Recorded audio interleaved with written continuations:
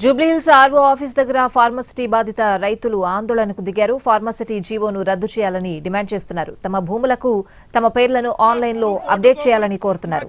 పరిహారం వద్దు, భూములే ముద్దు అంటూ నినాదాలు చేస్తున్నారు ఫార్మసిటీ బాధిత రైతులు.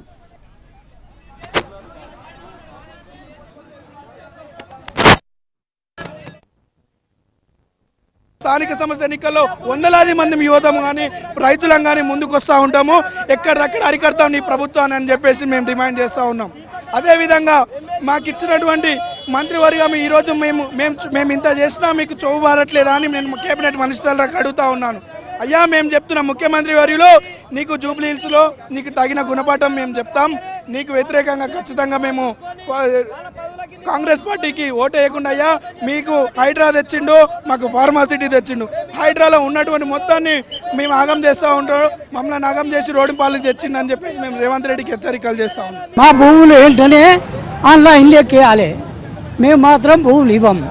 జూబ్లీహిల్స్ ఎన్నికల్లో ఎమ్మెల్యే బరిలో మా ఫార్మాసిటీ వ్యతిరేక పోరాట కమిటీ తరఫున 12 మంది నామినేషన్లు వేయడం జరిగింది. ప్రత్యేకంగా మా డిమాండ్స్ ఏంటంటే గవర్నమెంట్ ఇచ్చిన